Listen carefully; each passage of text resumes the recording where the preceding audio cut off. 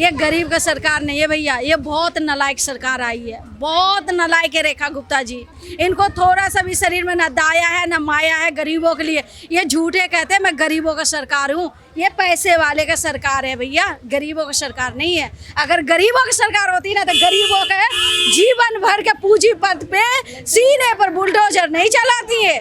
जो बुलडोजर चला रही है ना गरीबों के सीने पर चला रही है ये बुलडोजर रेखा गुप्ता जी। अरे शर्म करो, आप शर्म करो। इसी क्षेत्र से आप सीएम बने हो, इसी क्षेत्र से लोग वोट देकर आपको सीएम का पद पर बैठाए हैं, सीएम का कुर्सी पर बैठाए हैं। आपको थोड़ा सा भी शर्म नहीं आती है? किस इस एरिया में कैसे आओगे? इस क्षेत्र में जब इलेक्शन आएगा तो कैसे आओगे? इस क्षेत्र में जनता के पास कैसे आओगे खड़े होने के लिए आप? देखिए ये वर्ड तो मुझे नहीं बोलना चाहिए, लेकिन जनता ही कहती है कि नेता बेशर्म होता है ये बेशर्म। क्योंकि कहावत में ना कहते हैं जनता नेता कहते हैं, गरीबों भिखारी होता है। जनता ठीक है, हकीकत में भिखारी होता है, गरीबी किस लिए भिखारी होता है? उनको पेट के रोटी की जरूरत पड़ता है, उनको तन के ढकने के लिए कपड़े की जरूरत पड़ता है, जो अमीरों का घर में जाते हैं झाड़ू बर्तन करने के लिए। लेकिन ये नेता लोग पैसा वाला होते हुए इसी गरीब के पैर छूने के लिए आती हैं। एक दिन ऐसा समय आता है इसी गरीब को पैर चाटने के लिए आती हैं। ये बेशरम नेता है, बेशरम नेता है। आपने कॉल किया मुझे, ये बेशरम नेता है। शर्म आना चाहिए, डूब मरना चाहिए रेखा गुप्ता जी को, डूब मरना चाहिए। अभी बड़ी अच्छे से ना रेखा गुप्ता जी टीवी पर देख रही होंगी बैठ के सोफा पे। 1 लाख का कुर्सी हम लोग गरीबों ने मेहनत मजदूरी करके 1 लाख का कुर्सी तो दिलवा ही दी हूँ। अब वो कुर्सी पर आराम से बैठ के हम लोग के जो जनता परेशान हो रही है रोड पर बैठी हो ना, वो आराम से देख रहे होंगे, खुशी मना रहे हो, कॉफी पी रहे। अरे शर्म करो रेखा गुप्ता जी, शर्म करो, डूब मरो। एक दिन ऐसा दिन आएगा जो आप जनता के लिए रोएगा। जैसे जनता आज घर के लिए रो रहे हैं ना, दाने के लिए रो रहे हैं ना, उसी तरह आप जनता के लिए रोओगे। जी जनता का आज मुझे जरूरत है, आज हमारे लिए जनता खारा नहीं है। भाजपा सरकार 50 साल नहीं आने वाली है। अगर एक इस बार चली गई तो 50 साल भी नहीं आने वाली है, मैं लिख कर देती हूँ। ये रेखा गुप्ता से चैलेंज है मेरा, जो 50 साल नहीं भाजपा सरकार आएगा ये देश में, ये देश से बाहर उठा कर फेंक देंगे भाजपा सरकार को। अच्छा मैम, आप ये बात बताइए, जैसे कि हर बार देखा गया है कि पहले डेमोलेशन कर देती है सरकार और फिर बाद में ना छोटे मोटे खाना वाना लेकर के पहुंच जाती है कि हम खाना खिलाने के लिए आ गए, आश्वासन देने के लिए आ गए। ऐसा क्यों करती गरीबों के साथ?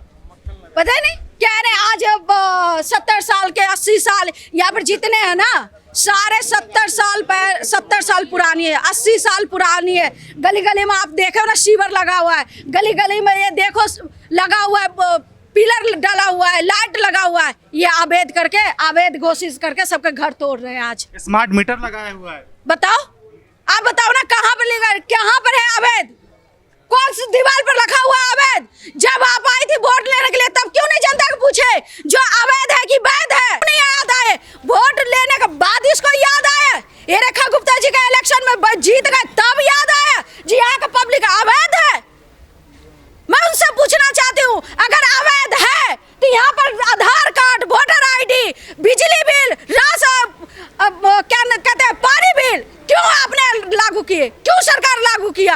अवैध करके उसी टाइम इन लोग को भगा दी थे, क्यों नहीं भगाए? 70 साल के बाद आए इनको याद जी यहाँ के लोग पब्लिक अवैध है।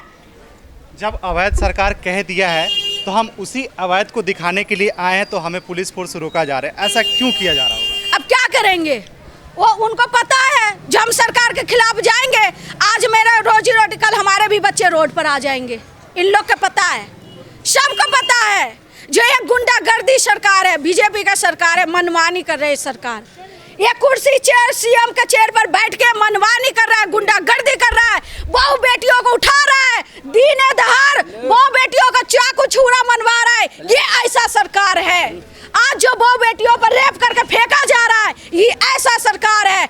जब बच्चों को 6 साल भर के बच्चों के 3 साल के बच्चों के रेप करके नाली में फेंक दिया जाता है, पटरी पर फेंक दिया जाता है, उसके लिए सरकार जनता के लिए आवाज नहीं उठाते। चौक चौराहा पे चाकू मार दिया जाता है, पॉकेट छीन दिया जाता है, उसलिए सरकार जनता के लिए आवाज नहीं उठाते हैं। आज घर तोड़ रहे, वाह जी वाह, ये बहुत इंसाफ कर रहे हो के साथ बहुत इंसाफ कर रहे हो आप कह रहे हो अवैध है। मैं पूछना चाहती हूँ रेखा गुप्ता जी से, यहाँ पर गरीब है, ऐसा कौन सा देश है जहाँ पर गरीब नहीं रहता है?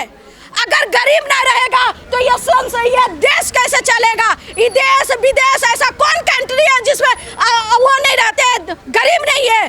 गरीबों से चलता है देश। ये जनता से सरकार बनता है, सरकार से जनता नहीं चलता है, ना बनता है। ये बात नोटिस कर लेना रेखा गुप्ता जी। अच्छा, एक बात, ये लास्ट सवाल आपसे होगा, ये बताइए कि अगर दिल्ली में अभी ये करा दिया जाए, चुनाव करा दिया जाए, तो क्या रेखा गुप्ता जी का सरकार बन जाएगी? नहीं बनेगी, नहीं बनेगी।